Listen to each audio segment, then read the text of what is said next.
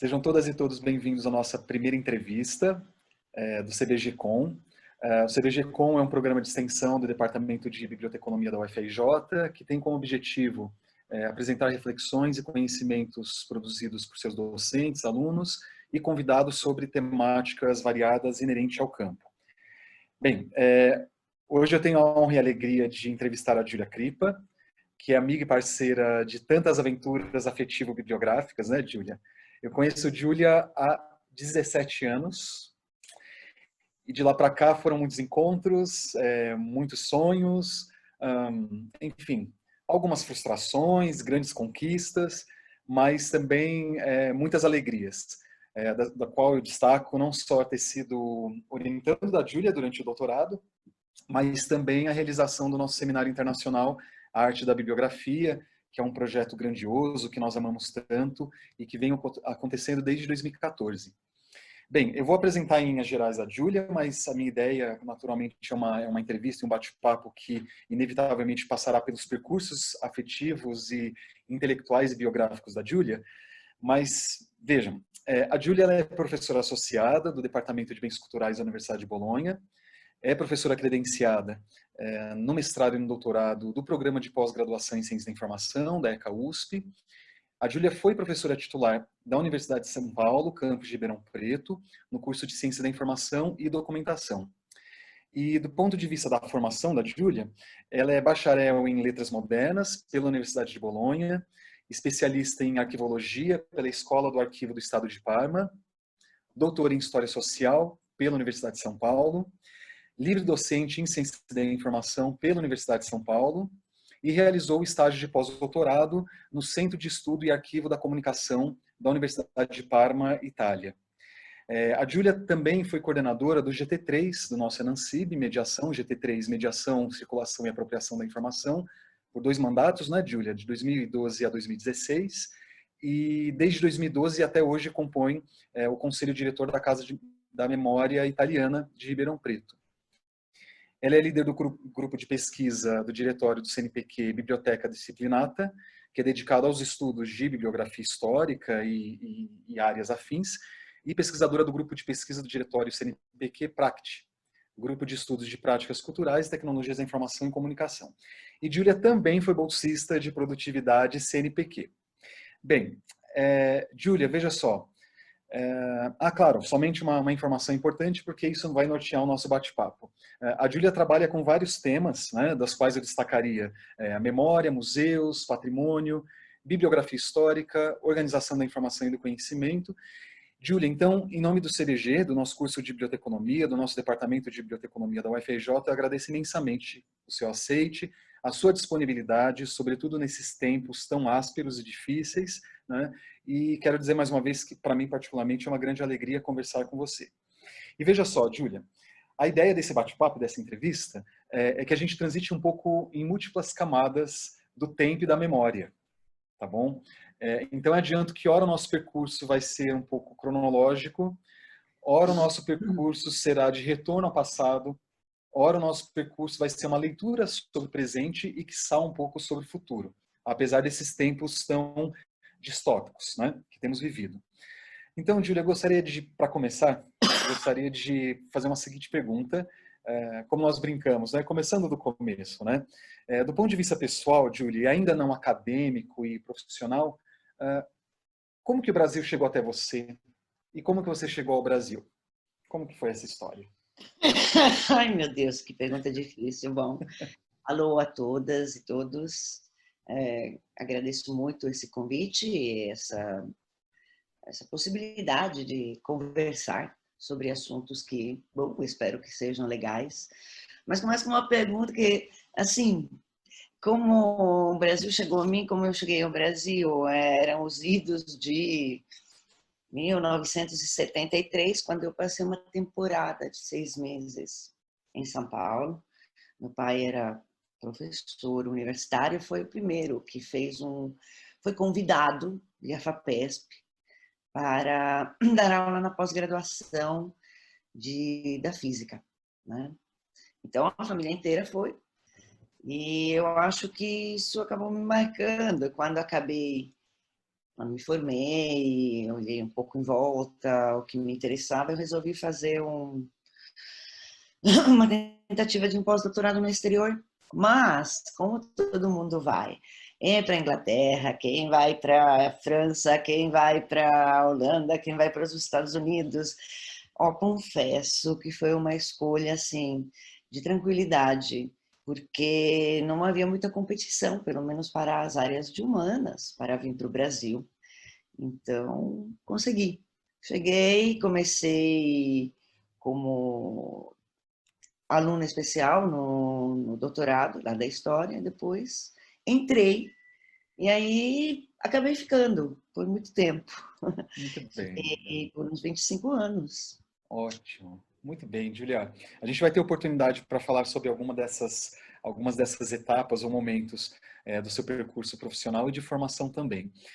Júlia, é o seguinte, gostaria de saber também, claro, acho que essa questão é inevitável, não só pela leitura dos seus trabalhos, tão logo a gente vai ter oportunidade de falar sobre o seu livro também, mas qual o papel das artes, da literatura na sua formação? Quer dizer, eu sei que é uma pergunta bastante ampla, mas é inevitável, né? A gente pensar no papel desses dois horizontes, não só naquilo, nas suas reflexões, no escopo da ciência da informação, mas aquilo também que contorna a própria ciência da informação. Então, quer dizer, do ponto de vista da sua formação, qual é o papel das artes, da literatura?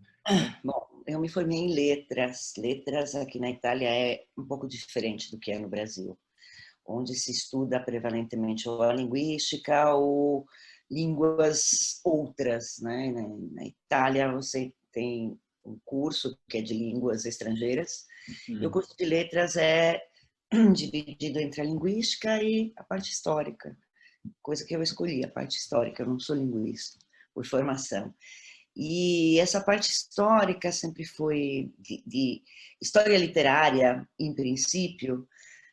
Quando eu cursei, tinha muitos usuários de uma história literária, mas com possibilidade de se ampliar,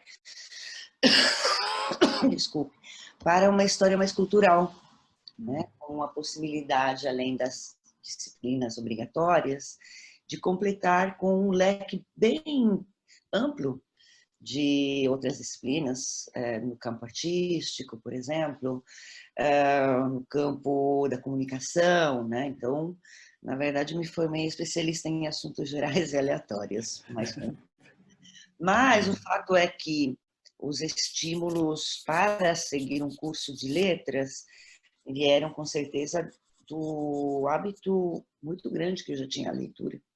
A leitura. A leitura. E a arte e a literatura, entendidos na forma tradicional da alta cultura, digamos assim, fizeram parte da minha formação como indivíduo e como curso de estudos. Mas sempre foi muito interessante, porque eu fui uma leitora voraz de literatura que não é considerada arte, né? Literatura de gênero, policiais, ficção científica, e também no campo, por exemplo, do que é o visual. Eu, desde criança, sempre fui educada a apreciar, por exemplo, quadrinhos. Quadrinhos que te acompanham, inclusive em Sempre pesquisas, né, fui Júlia?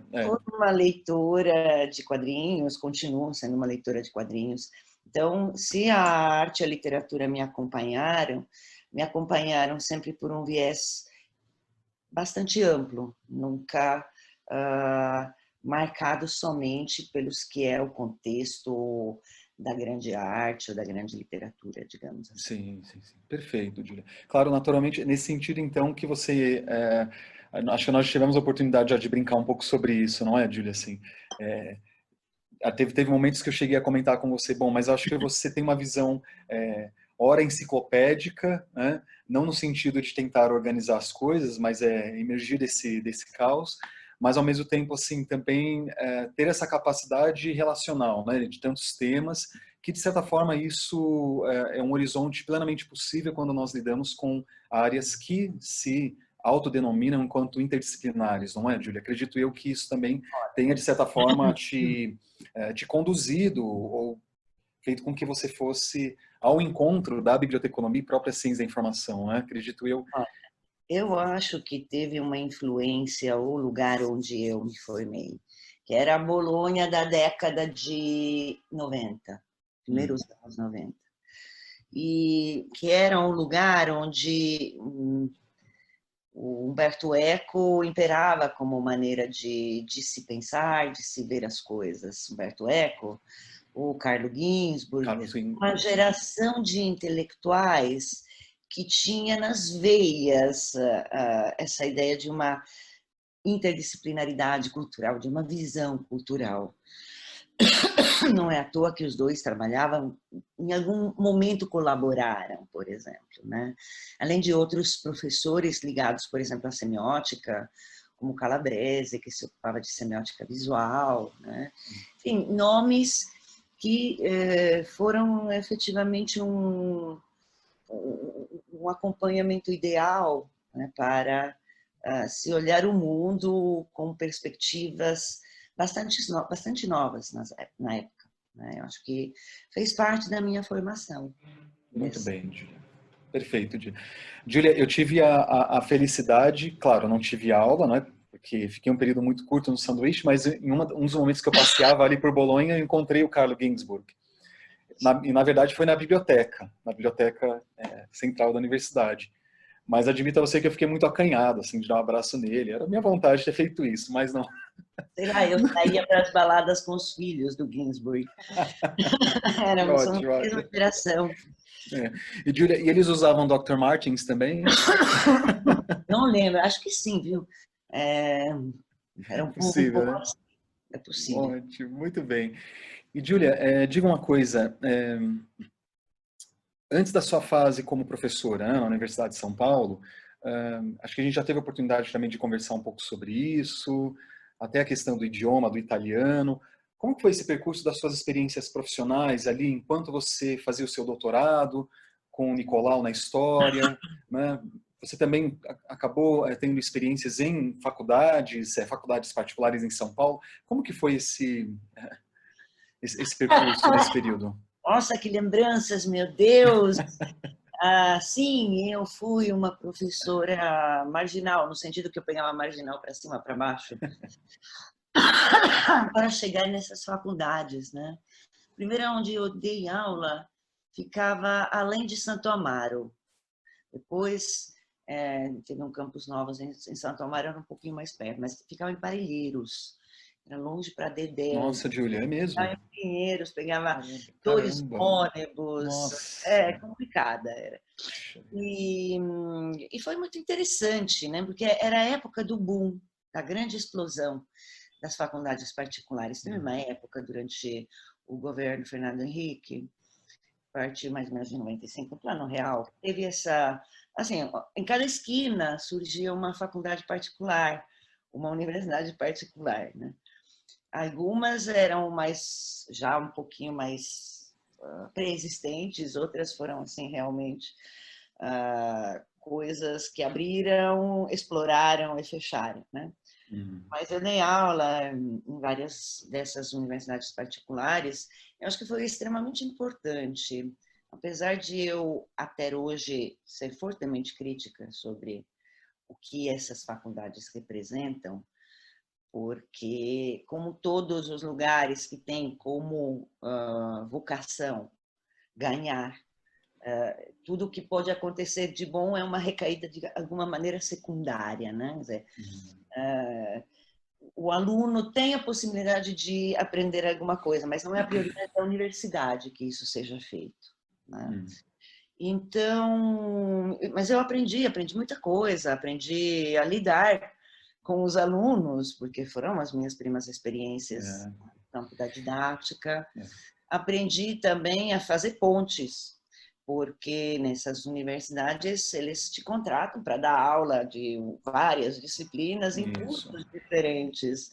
Então, ou você aprende logo a ser um pouco flexível, ou você não tem muito como sobreviver, né? E até mesmo porque, né, Júlia, lidar também com a dinâmica, quer dizer, esse quantitativo de alunos, né, por sala de aula, que é algo assim muito expressivo, eu observo. como isso acontecia à época e acredito que ainda aconteça hoje, né? Uma forma de otimizar, então, né, a presença de um mesmo professor, não só lidando com várias frentes diferentes, não que isso não seja tão diferente, né? Essa questão de lidar com tantas frentes diferentes nas universidades onde nós atuamos, mas acredito eu que, pelo menos do ponto de vista do ensino, na medida do possível, tentamos estabelecer algum tipo de controle sobre esse tipo de situação, né?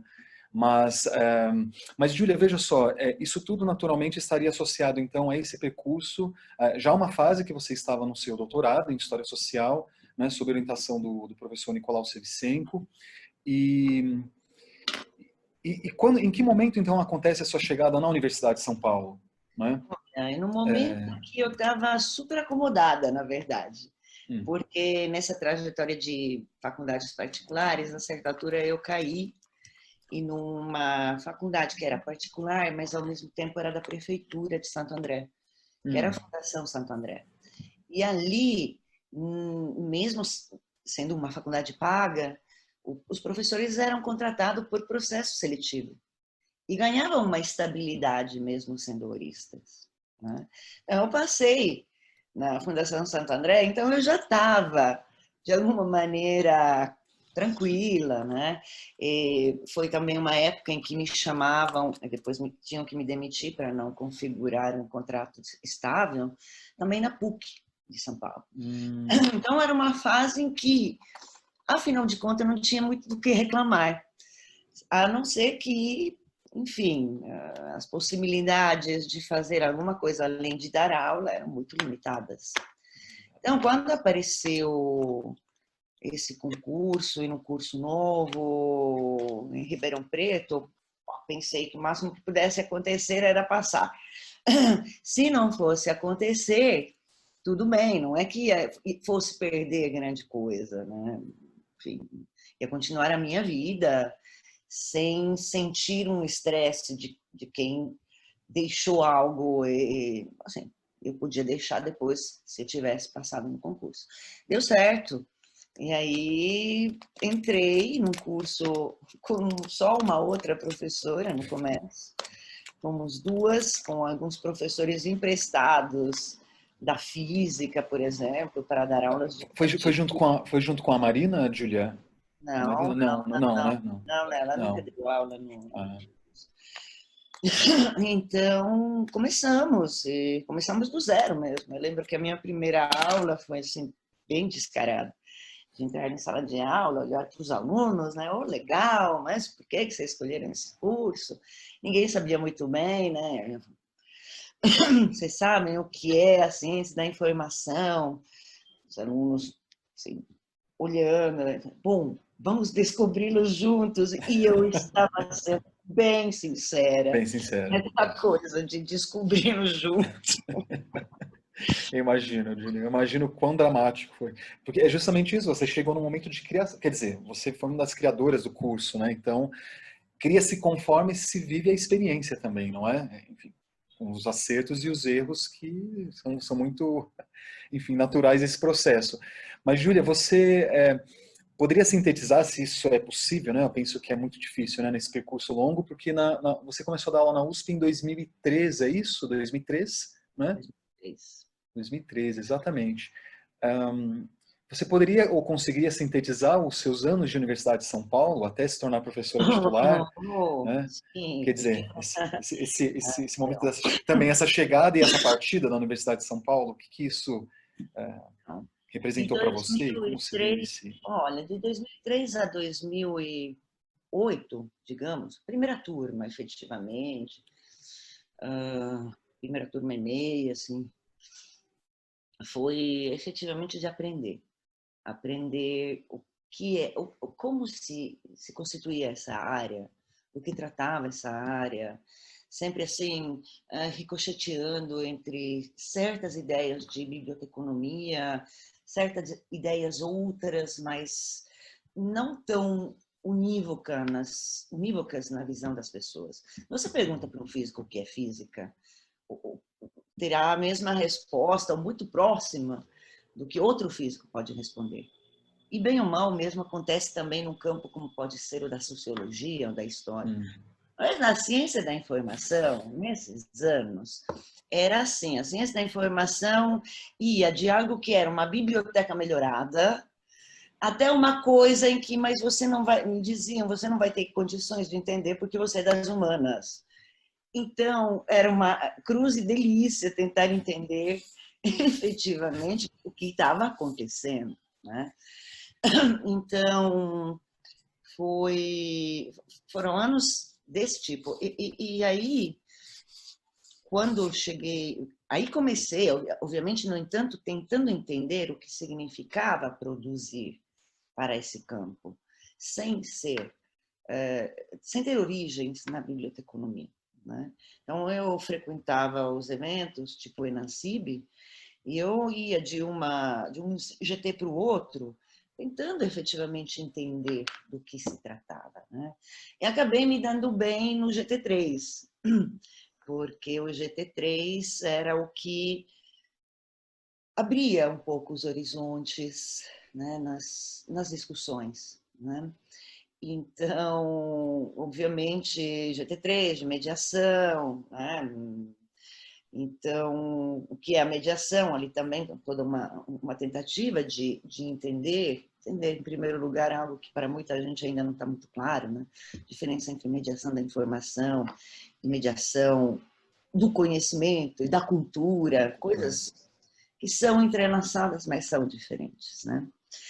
Então, comecei a pesquisar e comecei a ver que o que me interessava era um discurso sobre a memória, efetivamente, né? Tentar entender a relação entre o que vem sendo chamado de ciência da informação, o que é chamado de biblioteconomia, o que é chamado, enfim, áreas que lidam com a organização de informações e de conhecimentos.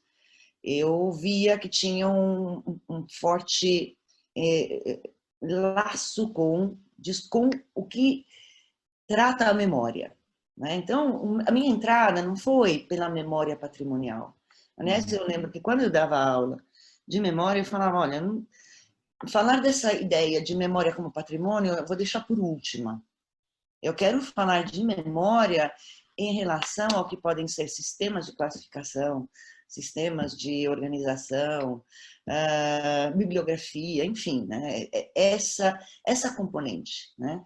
Uma memória que se torna artificial, que é a biblioteconomia, que é a ciência da informação, e como essa se disponibiliza, se formula para que seja acessível aos usuários, aos públicos, ao que for, enfim. Claro. Então, foi uma entrada pela memória que tentava conciliar aquilo que pode ser um conhecimento de tipo humanístico, eu vinha das letras, eu vinha do doutorado em História, com o que podia seria eventualmente interessante para essa área de ciência da informação. Muito bem. Então, depois acabei me dedicando, ampliando, mas bem ou mal, trabalhando muito sobre essas questões desse tipo de memória. Desse tipo de memória. Júlia, é muito interessante você colocar essas observações, porque eu me lembro que em 2004 nós participamos do simpósio na Unesp em Marília, Paulo Tarcísio, é isso? Tarcísio Mairink, não é? E você, posso estar enganado, mas acho que você apresentou um trabalho que, enfim, discutia as questões da memória, mas os esquemas tópicos também. Isso tem a ver com uma das suas pesquisas. E eu me lembro que a gente conversava muito à época, você dizia, André, mas e aí, como que será que apresentar isso dentro de um simpósio de ciência da informação? Aí eu dizia a você, olha, Júlia, veja só, isso tem muito tempo, né, Júlia? Olha, Júlia, só tem 2 anos que me formei na graduação, fiz um trabalho final de curso com uma abordagem histórica, e aí eu acho que hoje, isso lá em 2003, não é, gente? Hoje o cenário é um pouco distinto, felizmente, mas naquela época, assim, tinha essa impressão, Júlia, de que as propostas de natureza histórica sobre o campo, ou as pessoas entendiam que o que a gente fazia era uma história do livro no sentido estrito, que é algo muito potente, naturalmente, mas não era exatamente aquilo que a gente estava trabalhando, né? Ou uma certa leitura meramente cronológica de uma disciplina. E também não era isso. Não era isso que te interessava à época e o que você já anunciava, né? Já era uma problematização que hoje a gente pode dizer com maior propriedade histórica e epistemológica sobre o próprio campo, né? E sobre as formas de fazer e representar os saberes. Então, eu me lembro que quando, na época, você apresentou o trabalho, a gente conversava um pouco nos corredores. Nossa, mas e aí? O que vai acontecer, né? Como que vai ser essa recepção? Então, eu tenho a impressão, Júlia, que, de fato, ali pelos idos de 2003, 2004, realmente os espaços para os estudos de natureza histórica entendiam essa natureza histórica de uma maneira muito diferente do que nós, inclusive, temos tentado trabalhar hoje, né, nas pesquisas. E fico feliz de saber que, assim, quer dizer, houve um avanço, houve uma contribuição e acho também um alargamento de modo que outras pessoas passaram a se interessar sobre essas abordagens e têm tentado refletir também a partir de outros caminhos, né, mas também dentro dessas abordagens. Então, acho que a sua contribuição dentro da ciência e informação brasileira, ela também vai muito nessa direção, né? Não só de anunciar coisas que, historicamente, em outros territórios talvez já estivessem anunciados, mas que a gente precisaria, de certa forma, tentar reativar ou reviver dentro das nossas pesquisas. Eu digo isso como fruto dessa própria relação afetivo-biográfica com você, que é o meu reencontro com Gessner, né? Quer dizer, eu ouvi falar da figura de Konrad Gessner, mas dentro dos manuais de catalogação e classificação que eu tive na graduação, mas nunca como uma figura que tem um pensamento bibliográfico, esquemático bibliográfico, né? Que, portanto, formulou um método e, enfim, e tudo isso que nós trabalhamos e já estudamos. E isso se deu a partir dessa reativação, quando você me apresenta a obra do professor Alfredo Serra, História da Bibliografia. Então, te agradeço imensamente, publicamente, por esse encontro, Júlia, porque, enfim, aí os nossos percursos profissionais também acabaram se adensando a partir daí. Então, concordo com você, quando a gente volta a essa memória ali dos idos de 2003, 2004, uma certa dúvida, né?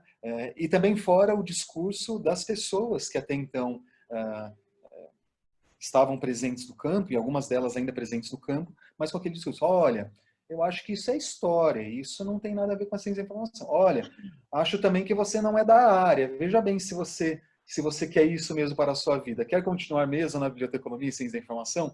Que bom que você pôde fazer essa travessia, Júlia. Que bom que você conseguiu. Quanto mais ouvir pessoas me dizendo isso, e mais eu ficava assim, cabreira, não, eu não saio não, imagina, eu acho que tem um monte de espaço em tudo isso para fazer coisas que podem não estar dentro do quadro da prática, mas o fato de ser uma ciência social aplicada não significa que não seja bem-vindo pensar, tentar entender o funcionamento das coisas. Um dos elementos importantes, quando se fala que a Universidade Pública Brasileira, principalmente a USP, onde eu trabalhei, é uma universidade de elite, justamente é isso se refere a componente, ao quadro dos alunos e também dos docentes. Mas se refere, eu queria que os meus alunos entendessem que se referia ao fato de se tornar a elite intelectual brasileira, ou seja, aqueles capazes de pensar em os mecanismos do funcionamento das coisas, no caso da informação, do sistema do conhecimento, né, de tudo isso. Eu não acho que as coisas sejam excluentes, né? Ou você pensa na prática ou você pensa na teoria. Eu acredito que uma boa teoria verificada e sustentada pela prática cria boas práticas, boas praxes. Sem dúvida, Júlia. É o velho pensamento que a gente tem tentado, pelo menos quando nós escrevemos, produzimos e estamos em sala de aula, né? A ideia de que existe uma retroalimentação mesmo entre prática e teoria, que é algo que é muito claro no nosso campo, e aliás, o passado, a história nos mostra, não é, Júlia? Como as instituições de informação e de memória, de certa forma também, antes de serem teorizadas, elas foram muito praticadas, não é? E confrontadas com realidades das mais diversas. Então, acho que a história também nos dá muitas pistas sobre isso, Por isso que nós gostamos tanto dos antigos bibliógrafos, né, que também nos dão respostas sobre esses caminhos. E, Júlia, diga uma coisa, ainda um pouquinho sobre a Universidade de São Paulo, né? Nos seus últimos anos de USP, então, você já com um percurso bastante consolidado, o seu grupo de pesquisa, já tendo orientado muitos alunos na graduação, mestrado e doutorado, junto aqui ao PPGC e ECA USP, e bem como também a participação na Enancib, nos GTs.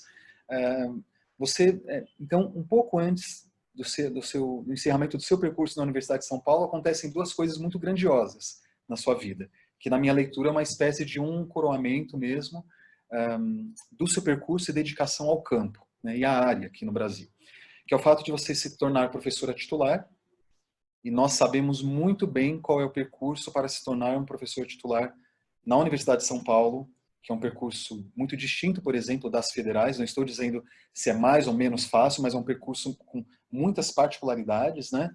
E também você se torna bolsista de produtividade, né?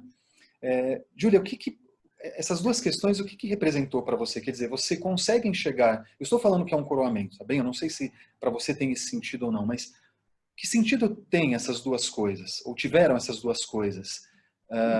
Justamente tentando relativizar, ou talvez aniquilar por completo, o antigo discurso. Mas você não é da área, mas você não é da área. Olha, não, o meu lado de revanche não foi o que dominou. Na verdade, aí também foi engraçado essa coisa de prestar o concurso para titular, né? Porque não foi eu nunca planejei a minha carreira. Assim, quando eu entrei na USP, eu fui muito sincera no meu memorial. Eu falei, olha, eu já estava feliz com isso. E assim, eu estava tão focada em participar do nascimento desse curso e como ia se desenvolver, que não me preocupei com essa coisa de carreira, né? Alguém um dia me lembrou e me disse, olha, está aberto o pedido para a progressão horizontal, porque a USP teve uma fase em que fazia também progressão horizontal, que era para virar doutor 2. Salário um pouco melhor, ótimo, por que não? Preenchi as minhas coisas, escrevi o que precisava escrever e deu certo, porque sempre produzi o que era considerado, evidentemente, o requerido e tudo, né? Em termos numéricos, que tem muito essa coisa quantitativa, imagina, numa progressão horizontal, se vão tentar entender o que você está fazendo. Não, é assim, é número mesmo. Só que, no entanto, como eu já estava relativamente tranquila com as aulas de graduação, porque eu já estava com os cursos, correndo nos trilhos, com todas as mudanças de um ano para o outro, mas estava correndo nos trilhos. O mesmo para pós, né? Então, de repente, falei, ó, vamos pegar, fazer uma livre docência, que eu fiz. E foi. E aí eu pensei que para mim tudo bem, eu estou resolvida na vida. Aparece esse concurso de professor titular e tem alguém interessado em se inscrever? Não. Bom, por que eu não tento? Se não der certo, eu não perco nada, continuo como professora associada, também não, sem mortos nem nada. Então eu fui, assim, tipo, bom, pode ser que dê certo. E foi interessante, uma das perguntas que foi feita pela comissão foi por que eu queria ser titular. Quanto tinha a ver isso com, sei lá, vaidade? E a minha resposta foi de coração. Eu olhei e falei, olha, ser professor titular é importante dentro da USP, porque se ocupam espaços que sem essa titularidade não se podem ocupar. Em relação ao mundo lá fora, tendencialmente, e é isso que eu sempre tenho feito em Ribeirão Preto, eu não falava que eu era professora da USP. Não havia, primeiro, não tinha necessidade, que trabalho você faz? Ah, sou professora, tá bom. E segundo, porque eu percebi sempre que essa coisa de sou professor da USP era como colocar uma parede com as pessoas que não pertenciam à USP. Então não era interessante para ter uma vida feliz, uma vida social, com um mundo fora dos muros da USP, que não era necessário dizer que eu era da USP. Imagina dizer que eu sou professora titular. Não passava pela minha cabeça. Eu falei isso para a comissão, eu falei, me serve para a USP, para o trabalho dentro da USP. Para o resto, pouco andarei por aí me gabando disso, não é uma coisa que diz respeito ao mundo lá fora da USP. Eu acho que foi uma das coisas que gostaram. Olha. Eu acredito. Muito bem, Júlia, muito bem. E logo depois, Júlia, veio a Bolsa de Produtividade, não é? Logo depois do concurso para professor titular. Né? Sim, mas aí também essa coisa da Bolsa de Produtividade, eu já tinha tentado várias vezes, né? E eu sempre fiz questão de capitalizar os comentários sobre o que faltava, sobre o que... De forma que, tentando na vez seguinte, eu colocava como foi colocado Tá, você vai fazer a anteriormente. mensagem. Então, fomos e fizemos. Então, isso agora está aqui, tá? Tinha que evidenciar, né? Isso mesmo. E, Sim. Júlia, e diga uma coisa, e como que foi então chegar na Universidade de Bolonha, né? Nós estamos falando aqui de dois grandes momentos aqui no seu período no Brasil, como professora da Universidade de São Paulo, e aí então logo então chega essa história da Universidade de Bolonha. Claro, você já tinha feito sua graduação por lá, já tínhamos uma história, né, com a arte da biografia também, com os nossos colegas de lá, e aí você também já tinha dado palestras, mas como que foi enfim, essa ida mesmo para a Universidade de Bolonha, já como professora, enfim. Olha, um choque muito grande, né? Choque muito grande porque, sim, é verdade que eu me formei naquela universidade, mas eu fiquei sem ter grandes contatos por todo o período que eu passei no Brasil, né? Então, eu me formei numa coisa, mas voltei em outra, né? E me seja aqui permitido fazer alguns comentários sobre a importância de preservar a autonomia das universidades públicas brasileiras e os ser públicas, né? Na Itália foi feita uma reforma que começou logo depois que eu me formei, né, mas cujos resultados eu vejo só hoje. Foi uma reforma, quando se diz querem privatizar a universidade, nunca fica muito claro. Como assim? Vai ter um magnata que compra a USP? Será que é isso? Né? Como funciona privatizar as universidades? Bom, eu descobri chegando em Bolonha, porque esse caminho de privatização na universidade representou essa reforma. Então, o que acontece? Não há financiamentos públicos e pronto, né? Tudo tem que ser feito com buscas de financiamentos de fundações, entidades, empresas privadas. O que significa muitas dificuldades para o que pode ser a realização das pesquisas. Porque você precisa encontrar esses interesses, né? E nem sempre uma pesquisa parte de interesses, digamos assim, empresariais ou de marketing, ou o que seja, né? Também quando são financiamentos europeus, por exemplo, não é que você chega, estou fazendo essa pesquisa, vou em busca de alguém que banque, né? Não, são de cima para baixo. Você precisa construir os projetos a partir dos financiamentos oferecidos, né? Isso é um problema. Eu sinto isso como algo que não bate bem na minha alma, né? Tende a me incomodar um pouco, e nesse sentido penso com todas as dificuldades, as batalhas, a situação lastimável, realmente lastimável, em que se encontra o Brasil, como eu posso vê-lo pelas notícias que leio. Apesar de tudo isso, o Brasil ainda tem condições de se proteger desse tipo de privatização. Tá? O que significa privatização? Bom, a universidade na Itália sempre foi paga. Então, agora tem algumas pessoas que até reconhecem que pagar a universidade significa que quem frequenta a universidade pertence à elite. É um mundo de elite. Aqui também, mundo de elite nesse sentido de quem a frequenta, né?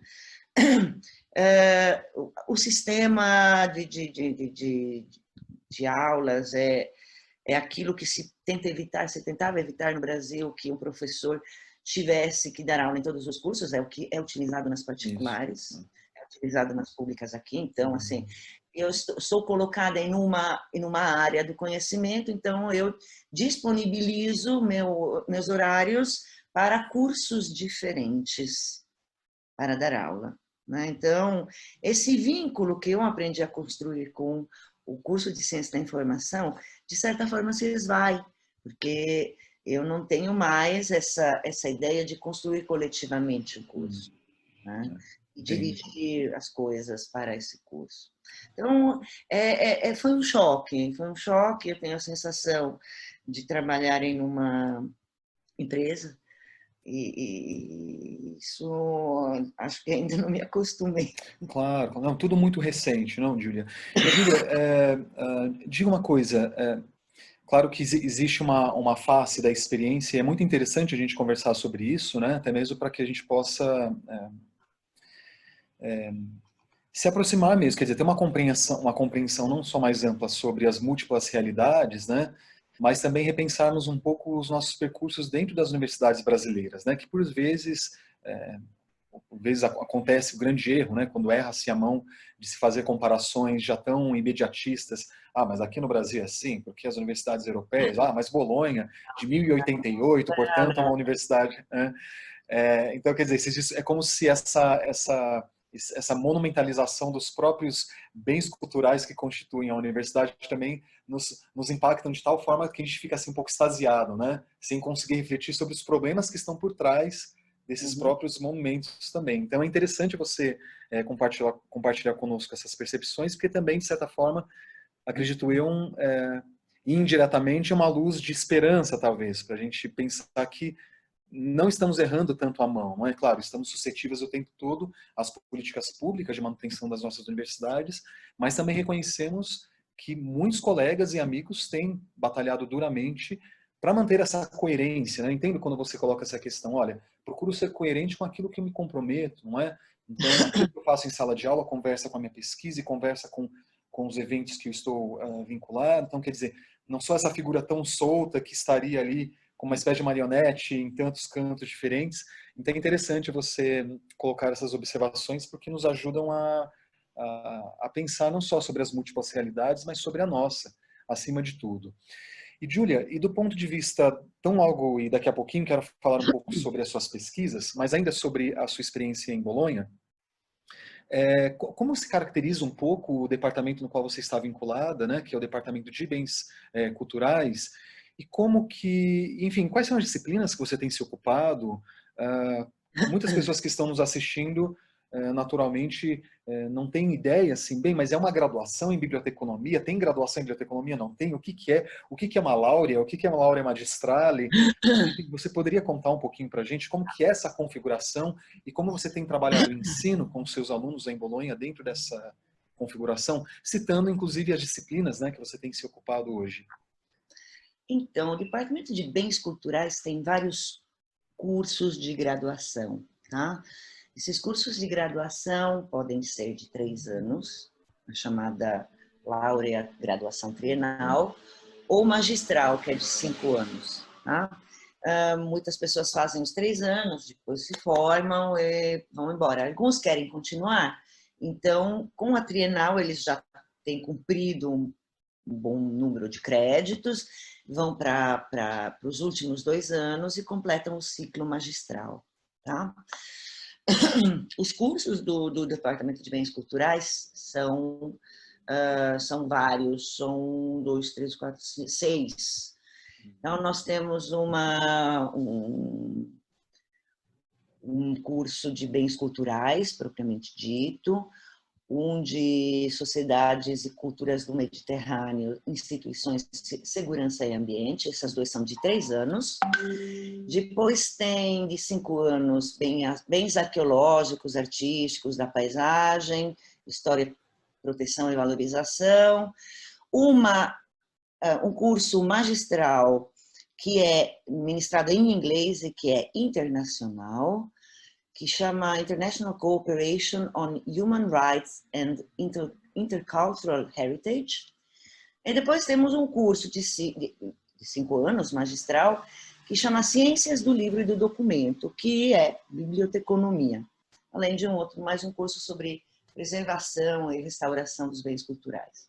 Então, eu atuo no curso de 3 anos de bens culturais, com uma disciplina de colecionismo e exposições, trabalho sobre questões de colecionismo e questões ligadas às exposições, não só de museu, mas conceito de exposição mesmo.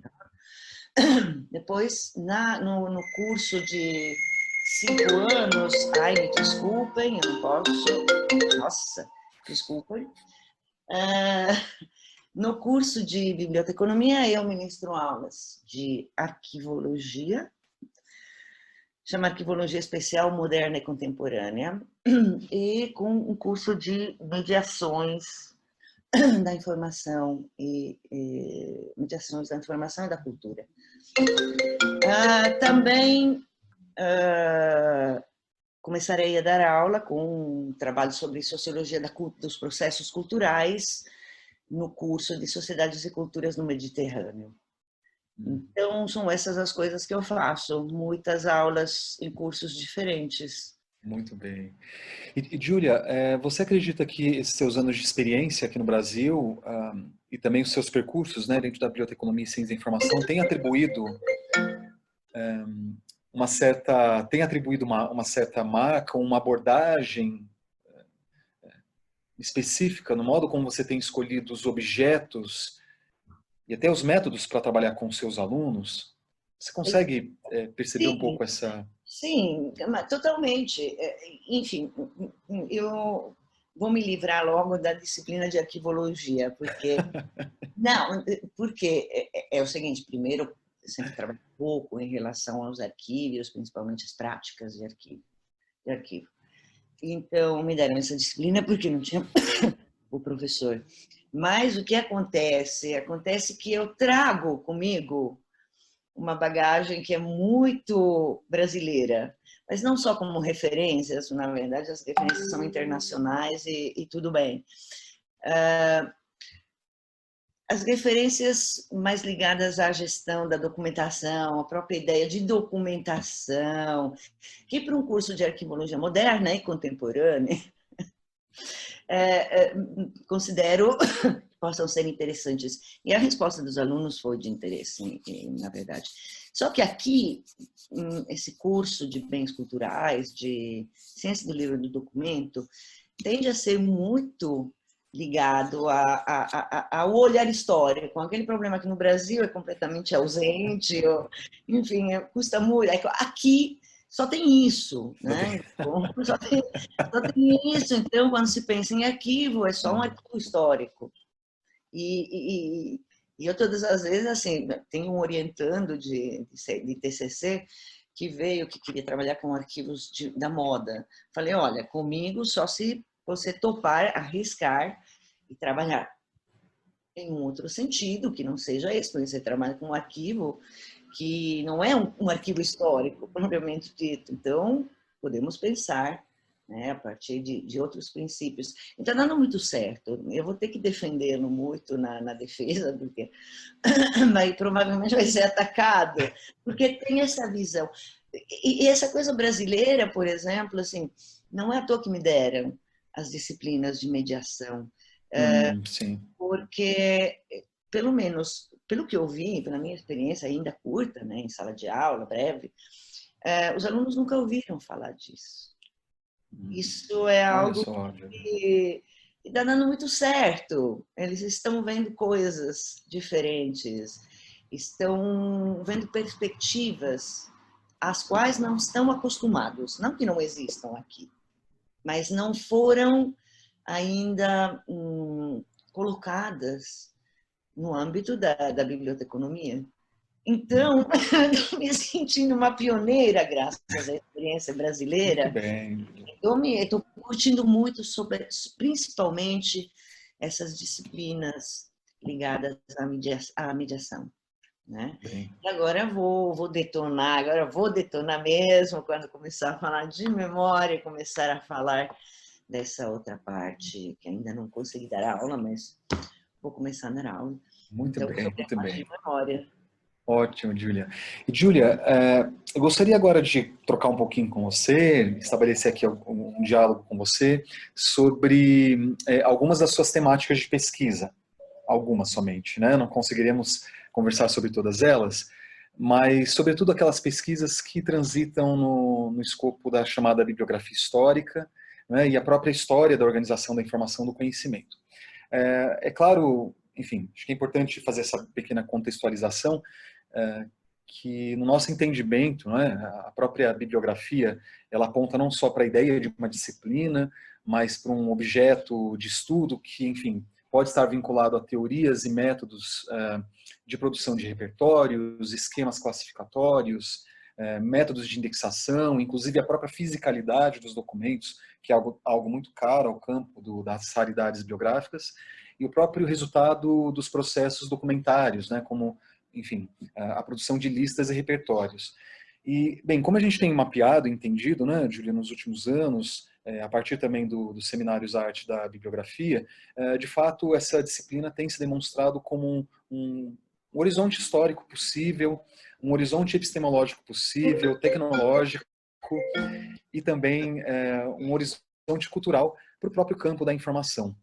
Então, Júlia, nesse sentido, a gente poderia conversar um pouco, você poderia discorrer um pouquinho sobre as particularidades, né, que compõem os estudos do tipo de bibliografia histórica e a sua relação com a própria organização da informação e do conhecimento?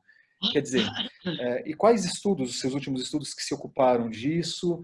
E haveria uma questão metodológica que nós poderíamos identificar nessa natureza de estudos que nos dê uma luz sobre a importância deles? Então, em síntese, né, a relação entre a bibliografia histórica e a própria organização da informação e do conhecimento, e como seus estudos têm estimulado, né, e provocado essas relações.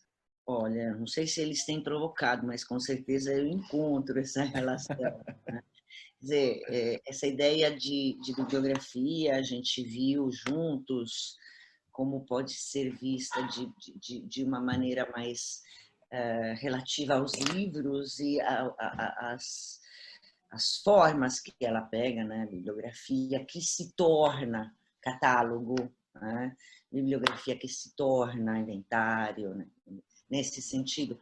Mas a gente também tem percorrido um caminho que nos levou a ver como, na verdade, a bibliografia é uma maneira de ordenar os conhecimentos sobre o mundo de uma forma mais geral, mais ampla.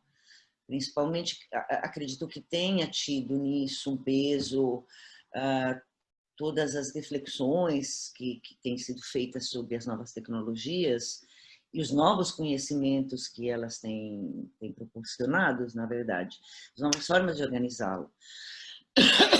Ultimamente eu estava me dedicando, estou assim, tentando desesperadamente escrever 2 artigos sobre bibliografia, né? Na verdade, não sobre bibliografia não, mas sobre essa ideia de como podemos organizar o que nos aparece em forma de documento, principalmente nas novas tecnologias, tudo é documento digital, que seja vídeo, que seja, não importa, está ali na tela. Então, de um lado, eu me encontrei refletindo sobre como é diferente pensar os catálogos nas bibliotecas e pensar os catálogos ligados à arte. Né? Como é diferente o surgimento dessas duas coisas que chamam da mesma maneira, no final. Né? Como não somente a forma dos materiais dos quais se ocupam esses catálogos é outra, porque no caso são livros, no outros podem ser pinturas, esculturas, né? Mas as finalidades. Finalidade de um catálogo de arte sempre foi principalmente a venda, o conhecimento entre colecionadores. A origem disso foi. Enquanto, em relação aos livros, tem sido muito mais ligados a como, quem pode acessar esses livros e como eles podem ser acessados. De forma ampla, como pode ter feito um Gessner, de forma selecta, ou seja, selecionada, como pode ter feito o Possevino. Então, um escreve uma bibliografia universal e o outro uma bibliografia selecta, selecionada, né? Duas maneiras bem diferentes de enfocar a mesma questão. Agora, quando a gente pega um catálogo de arte, já desde os primeiros, assim, a ideia é, olha, fulano de tal tem essa pintura, esse outro tem essa outra pintura, alguém quer comprar e vender, né? Então, as finalidades acabam também envolvendo a forma como eles são construídos, como são pensados, como são estruturados, né?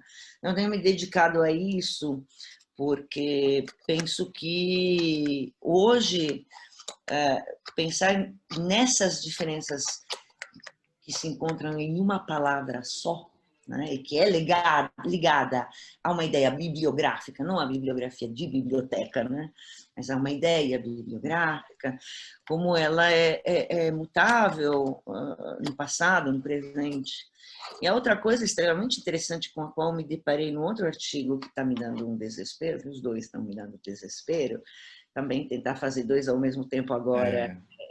Nesse momento, sobretudo. Né? É isso. Mas tudo bem, fazer o quê? É o que precisa ser feito. É um fato que o nosso conceito de referência bibliográfica tem mudado radicalmente nesses últimos meses. Os dados, principalmente os dados científicos das ciências duras, mas não somente, também a produção de documentos de natureza filosófica, sociológica, econômica, eu que seja, nos últimos meses, tem mudado as faces da produção. Até poucos meses atrás, só se lia o que saía em revista com arbitragem cega, dupla cega, ou seja, tem que ser lida pelos pares, a produção tem que ser avaliada, vai e volta, tem que ser corrigida, quando é feito seriamente. Isso demorava meses, no mínimo. Agora, com a experiência da pandemia, todo mundo das ciências duras, mas não só, tem colocado dados, pesquisas, eu que seja, em repositórios abertos, em blogs, em redes sociais, e até as revistas têm acelerado, né, aquelas sérias, reduziram de muitos meses para 24, 48 horas a avaliação dos artigos.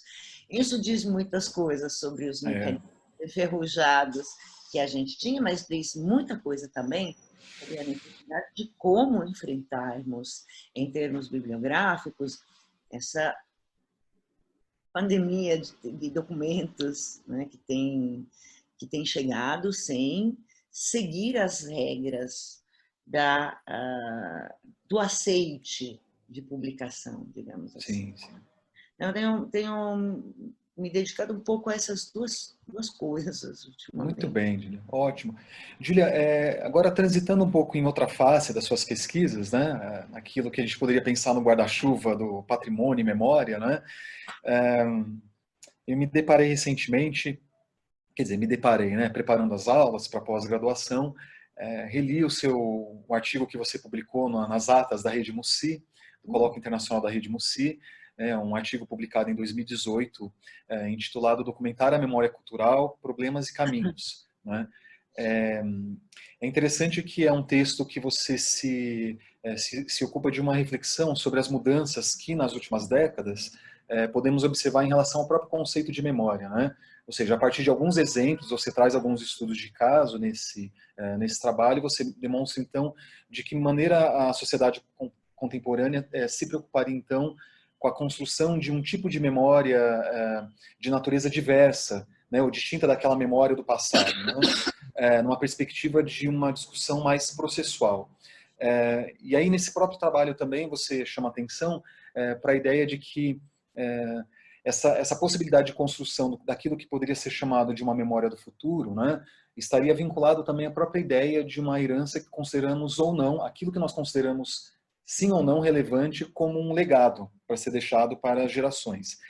E aí concordo inteiramente com você quando você diz que essas questões elas precisam ser confrontadas no mundo contemporâneo, não é? Na nossa contemporaneidade, sobretudo que no momento em que esse movimento de se eleger determinadas memórias, né, não só está associado a uma compreensão mais ampla de se entender um quadro ideal, mas uma espécie, acima de tudo, como você próprio coloca no texto também, um quadro ideológico, no qual essas memórias são selecionadas e organizadas. Portanto, o problema da seleção e da organização, que são questões basilares ao campo da informação, se transformam em elementos poderosos, mas altamente tensionados dentro desse debate que você propõe nessa encenação de uma memória cultural contemporânea.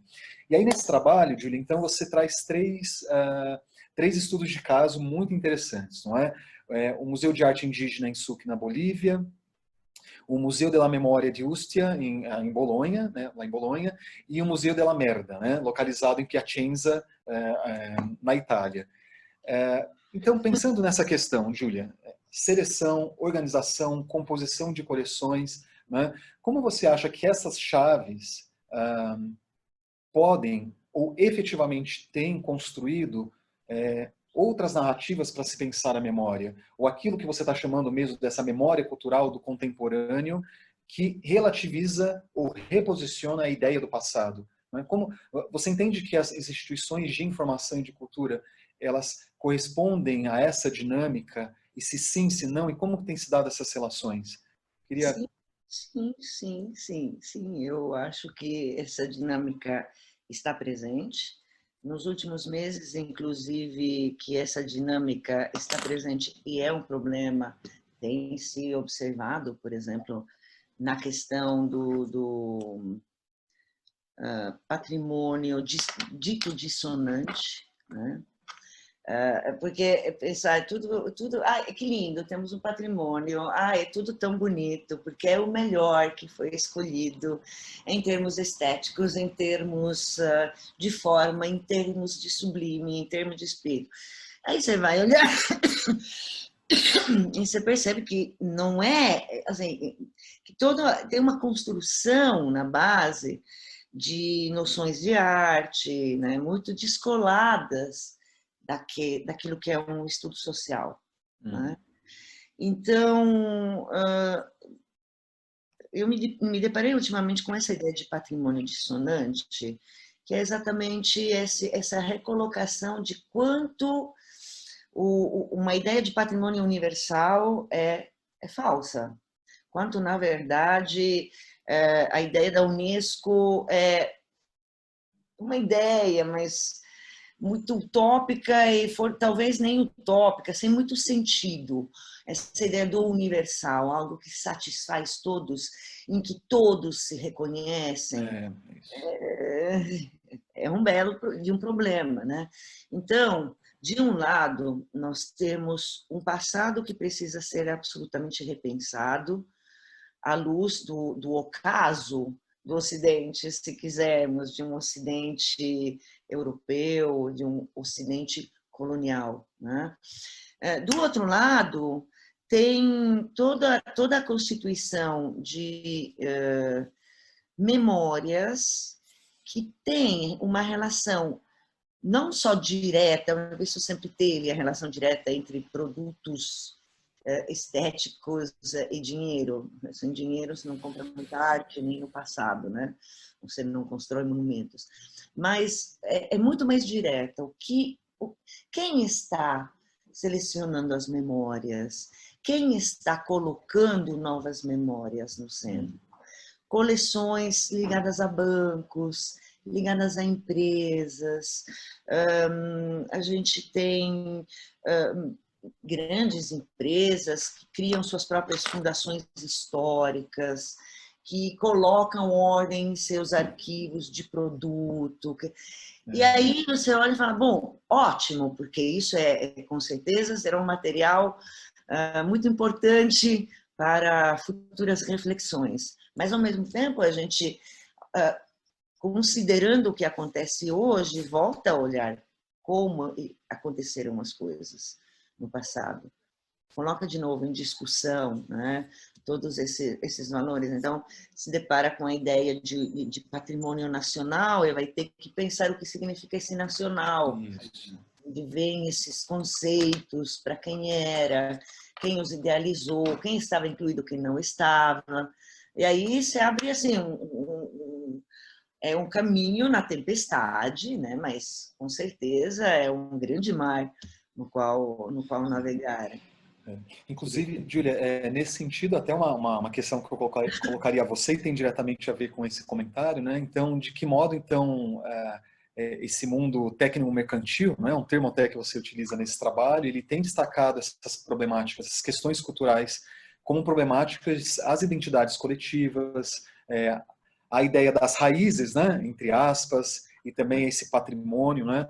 Como esse mundo, de certa forma, também acaba que por ampliar a construção e elaboração de um tipo de memória cultural que, no fundo, ela é tensionada, conforme a gente está compreendendo aqui, mas a partir dessas exigências de um sistema, né? Quer dizer, do sistema capitalista de produção de massa e das experiências do consumo, né? Então, é interessante a gente observar, então, como essas experiências, quer dizer, esse contato empírico que você teve com esses três espaços, esses três museus distintos, né, aí presentes no artigo, depois a gente pode deixar na descrição do vídeo a sugestão bibliográfica, a indicação bibliográfica para esse trabalho, mas como que eles evocam, então, né, uma memória outra, né, não necessariamente aquela no qual os estudos de memória longamente estiveram vinculados. Muito bem, Júlia. Júlia, agora, com efeito, né, todas essas questões, elas também nos lembram outros pontos paralelos, né, que caminham ali de mãos dadas, né, que é a própria ideia de que tipo de memória nós estamos construindo, que memória é essa do futuro, né, ou essa memória para o amanhã, né.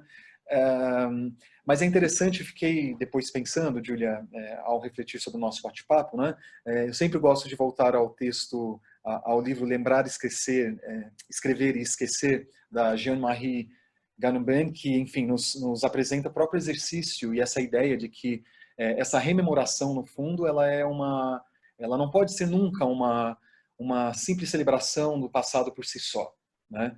Mas é importante que a gente considere essa possibilidade do exercício de memória como uma memória ativa que transformaria o nosso presente, né? Eu sei que é um discurso esperançoso, mas portanto, mas ao mesmo tempo acho que ele é muito necessário, porque ele nos lembra a própria ideia de que a Jean-Marie nos coloca que, sim, nós devemos lembrar do passado, sim, mas não lembrar por lembrar, né, como uma espécie de um culto ao passado, né, em que a gente não consiga lidar com os fatos traumáticos ou aqueles fatos que são especialmente marcantes, né, ou a partir somente de um movimento de uma exaltação do passado, mas sim com aquele passado que possa nos confrontar com o tempo presente, né, numa espécie de avanço do luto, né. Eu acho que também existe esse componente em relação à memória, que esse é um aprendizado, por exemplo, que eu acho que nós devemos levar para as nossas pesquisas e para a nossa experiência enquanto um sujeito, né, social e assim por diante. Então, é um elemento adicional que eu gostaria de compartilhar, para que a gente possa, então, enfim, pensar quantos estudos de memória e patrimônio, e fora, né, Júlia, aqui daria só um bate-papo uma tarde inteira sobre os últimos acontecimentos, sobre a ideia ou não de se derrubar os monumentos, as estátuas, o que essa derrubada tensiona, o que elas não tensionam. Enfim, são temáticas muito, muito, muito caras à área da informação e Olha, você me do perguntou patrimônio e o que eu memória. trouxe aqui na Itália do Brasil. Então, eu trouxe um olhar que fez metade do meu departamento pular da cadeira. Mas disso não tem dúvida. Não, Pois porque é. Porque essa coisa dos monumentos, durante final do lockdown aqui, eu mandei um e-mail aos coordenadores, dizendo que poderíamos pensar um evento de uma ou duas lives sobre essa questão, já que é um departamento de De bens bens culturais, culturais. sem dúvida. E aí, mas eu deixei assim, responderam tipo, sim, é importante porque esses vândalos que derrubam. Nossa, Júlia, mulher. Ok, obviamente, eu também me manifestei dizendo que eu tinha uma perspectiva diferente É, e é, que talvez fosse realmente necessário, é, né, é. discutir e É, mostrar aos alunos que a gente sabe discutir. isso, Júlia, em verdade, todas essas questões, eu imagino esse tensionamento, inclusive institucional, no qual você se refere, porque o que se coloca em debate é toda a discussão sobre a ideia a temática da decolonialidade, né, acima de tudo.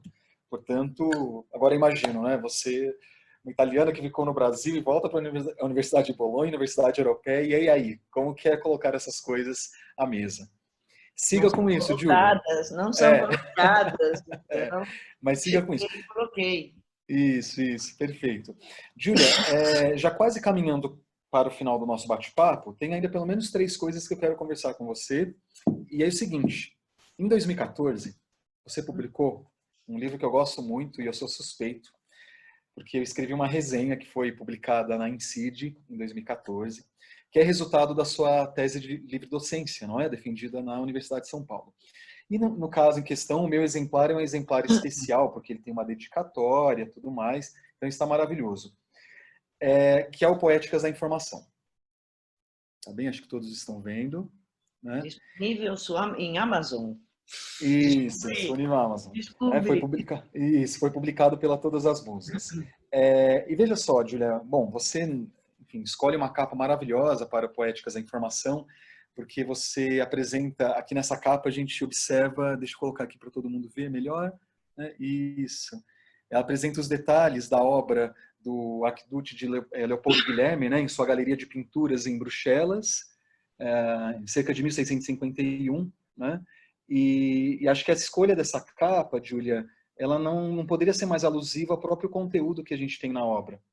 Né? Do mesmo modo, então, que o pintor Flamengo ele representa essa referida galeria de pintura, que é repleta de referências, formas, temas, texturas colecionadas, enfim, que oferecem, de certa forma, a possibilidade da ideia de um infinito, né?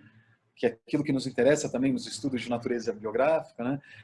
O que você faz, em uma certa medida também, é um próprio catálogo cultural da ciência da informação, né? Aquilo que você se propõe na sua tese de livre docência, considerando essas múltiplas referências. Então, nesse contexto, Júlia, é algo que sempre fiquei me perguntando antes de ler o seu livro, né?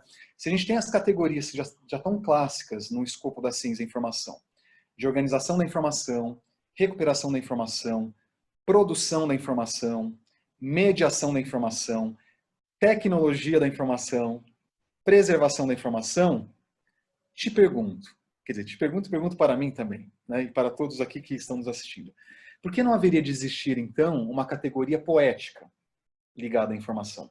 Né? Me parece que é justamente esse questionamento, Júlia, que remete às investigações, né, que você se propõe aqui nesse livro, né, em torno de um antiquíssimo objeto, que é a informação, e não só ele, mas que ganha força e espaço numa perspectiva histórico-crítica a partir desse trabalho. Então, quer dizer, Júlia, aqui você se propõe uma intersecção histórica, artística, literária, que está enraizada na sua formação e percurso acadêmico, conforme a gente colocou aqui no início do nosso bate-papo, né? E que você demarca muito bem aqui no seu trabalho.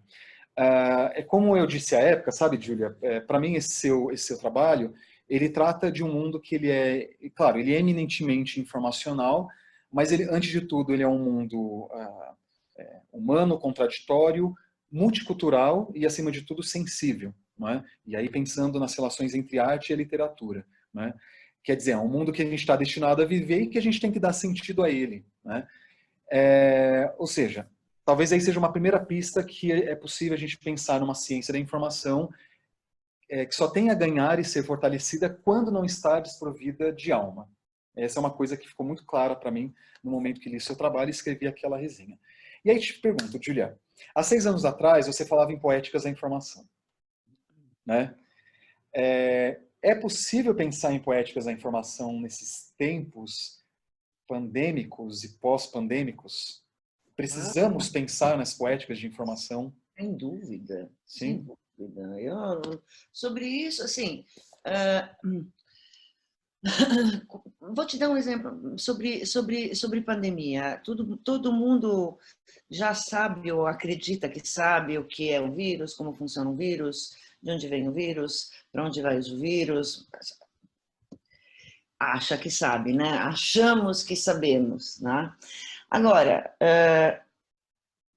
quanto pode ser importante um trabalho bibliográfico sobre quanto foi importante também, vem sendo importante, um trabalho bibliográfico capaz de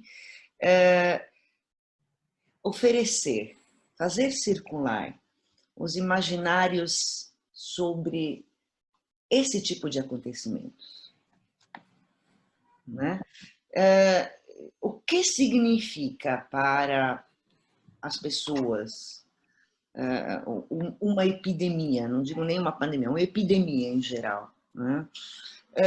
A circulação de produtos que fazem parte do imaginário constrói o que nós dizemos sobre o vírus.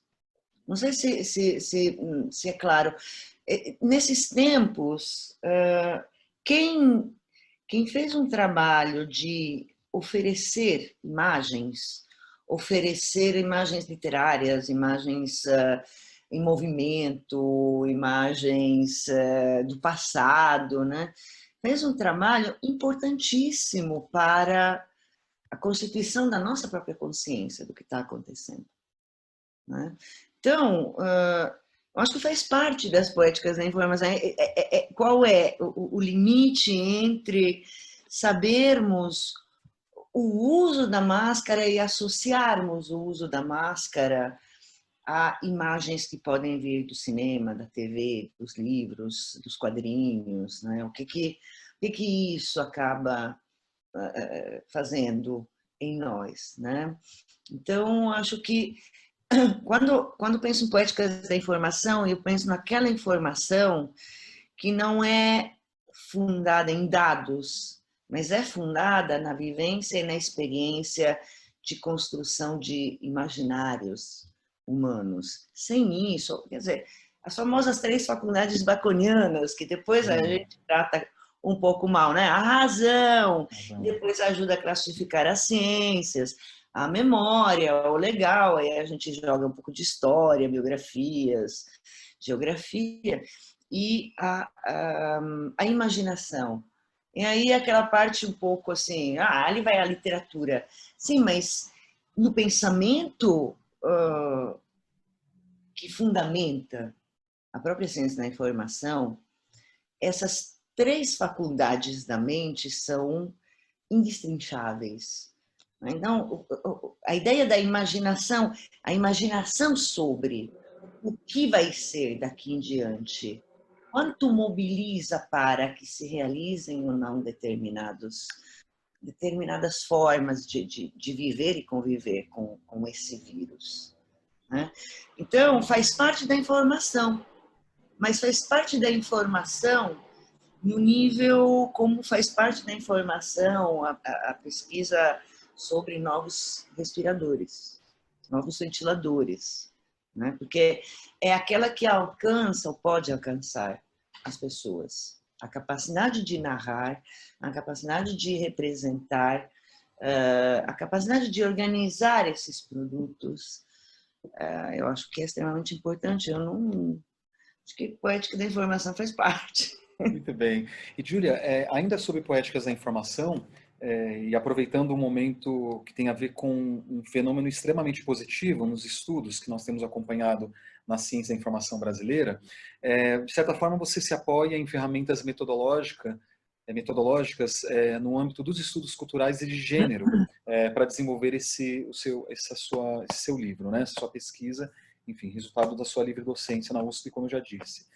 Uma vez que esses campos, né, tanto dos estudos culturais e estudos de gênero, eles nos oferecem bases para um deslocamento sem uma habitação fixa, né, entre determinados cânones literários e, acima de tudo, para uma observação mais crítica das representações.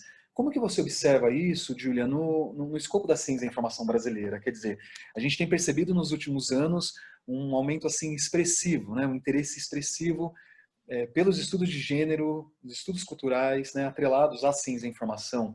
Você tem tido essa percepção também? E como que você avalia essa... Eu acho que chegou uma clareza que se eu tenho uma organização do conhecimento estruturada de uma certa maneira, como aquela que a gente teve e tem ainda hoje, seus sistemas de divisão de campos de conhecimento, seu sistema de classificação dos documentos, nós vivemos em um mundo colonial, branco e masculino. Se a configuração dessa classificação do conhecimento muda, significa que há visões outras. Essas que são, até agora, visões outras, mas que, na verdade, compõem essa organização do conhecimento, só que são deixadas de escanteio, não são consideradas, porque como é organizado o conhecimento até agora? Deu certo, bom, deu certo. Deu certo para quem? Deu certo para a Europa, a burguesia, os brancos. Então, se torna defender esses privilégios, querer manter essa organização do conhecimento. Então, introduzir questões outras, como as questões de gênero, ao lado das questões de raça, das questões de classe, são essenciais, porque podem mudar essa configuração. Muito bem, Júlia. Júlia, desde o início da pandemia, você se ocupou da produção, acredito eu, de mais de 50 crônicas sobre o tema, né? E no meu entendimento, confrontando percepções não só sociais, mas eventualmente literárias e estéticas sobre a Covid-19, né? Isso, enfim, ficou muito expressivo nas suas redes sociais.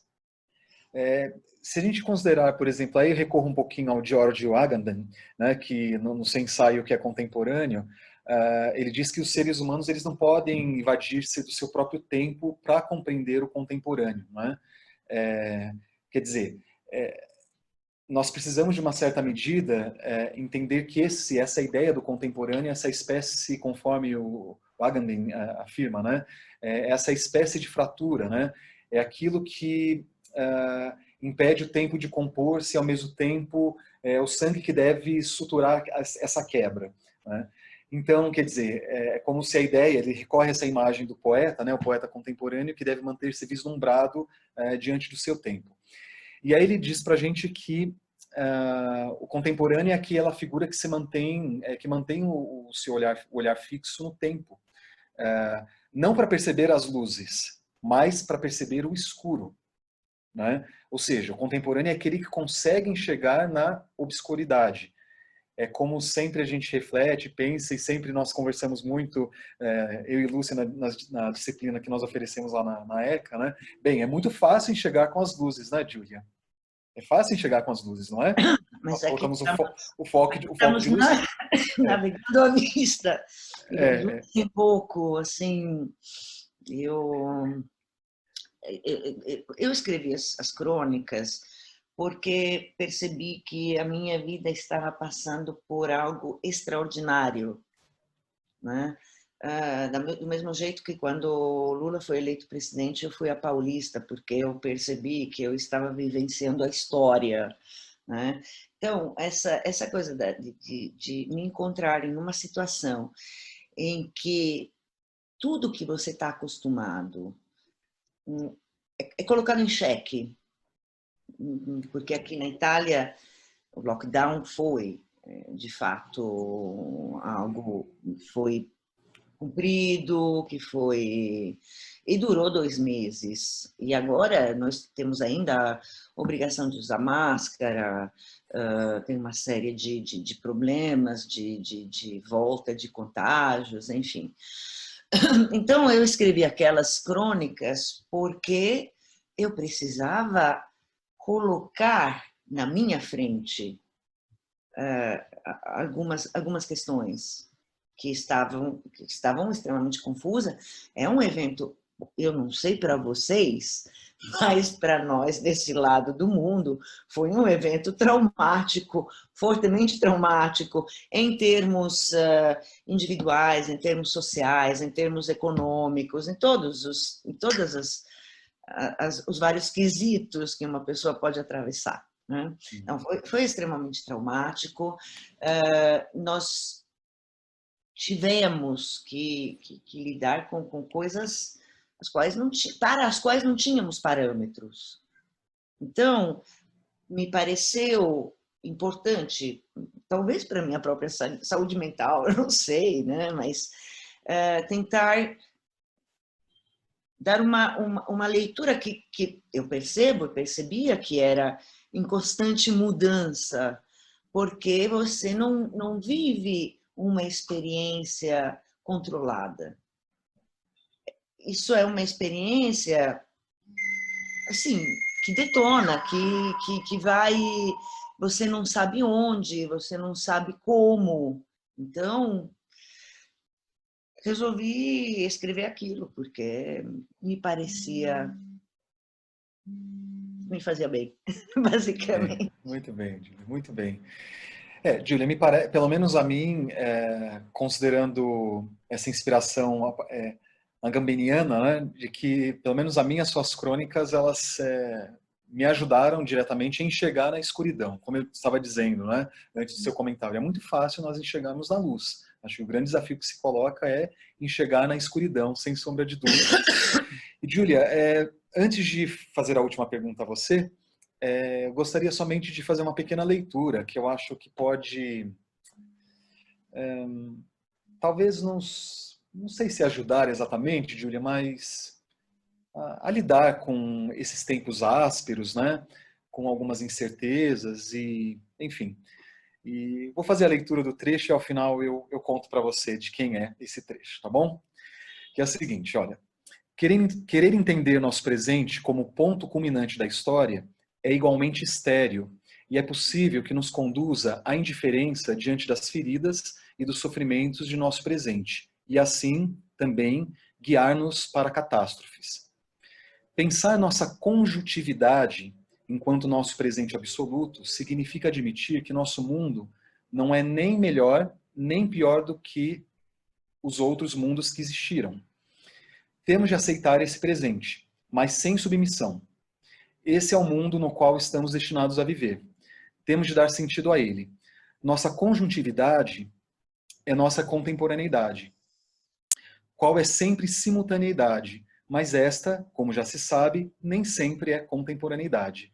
Esse trecho é um trecho de uma teoria da história, da Agnes Heller. Tá bem, Júlia? Então, com essa leitura, eu gostaria de fazer a última pergunta. Tá bem? É uma pergunta, assim, muito interessante, que é para confirmar todo o nosso percurso e esse momento maravilhoso que nós tivemos juntos. Júlia, veja só, nos nossos anos de convivência, nessas aventuras afetivo-biográficas, eu percebi que você prefere, estou falando de sabor e de comida, muito mais ao amargo, talvez ao azedo também, do que ao doce. Bem, eu tenho essa impressão. Então, você poderia nos contar e compartilhar um pouco algum prato ou alguma receita gastronômica que você adore? E aí, se possível, se você puder mandar para a gente depois, a gente coloca também nos comentários do vídeo essa receita. Pode ser um pãozinho, uma coisa simples. Essa é a minha última pergunta. Olha, se eu falar, não precisa nem colocar grandes links, porque eu poderia dizer que eu gosto.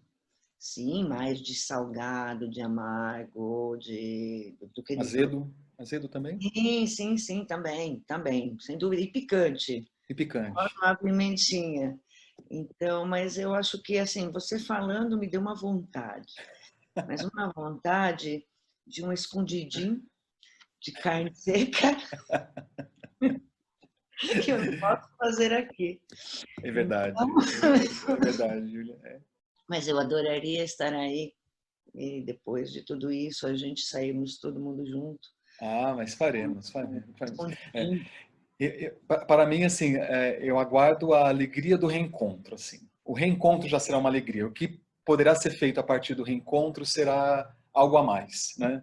O reencontro já pode ser grandioso. Júlia, então é o seguinte, olha, então a gente já vai caminhar mesmo agora para o final.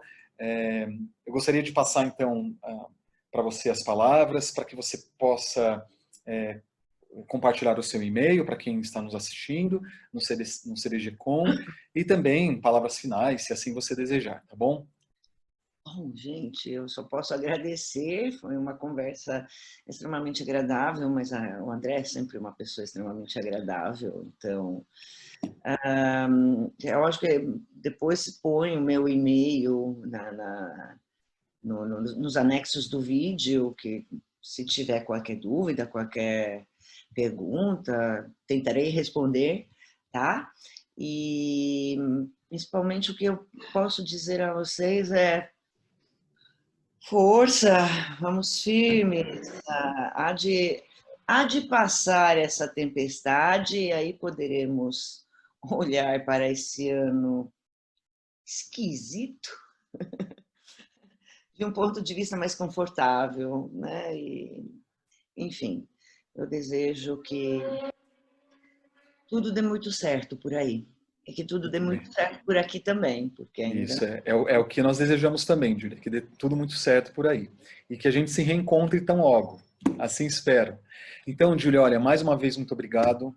eu que Te agradeço. agradeço assim imensamente, mais uma vez, pela disponibilidade, pelo bate-papo, por tudo. E, ao mesmo tempo, assim, saber que esse bate-papo, que para mim foi uma delícia e foi super gostoso, também, enfim, pode ser uma referência interessante, um horizonte interessante para quem vai nos acompanhar depois, e que você estará nesse catálogo dos nossos vídeos do CBG.com, isso é muito legal, na história do nosso curso também, então, enfim, tem essa outra face que é maravilhosa, e quero dizer que foi uma alegria, Júlia, estar com você hoje, e por fim, para quem nos acompanhou até agora, agradeço também imensamente e deixo um pedido para que vocês sigam e se inscrevam no CBG.com, no canal do YouTube, no Instagram e no Twitter, né? Mas não só acompanhem, mas curtam, compartilhem, e enfim, porque o algoritmo adora essas coisas, e a gente espera vocês até o próximo vídeo, tá bom?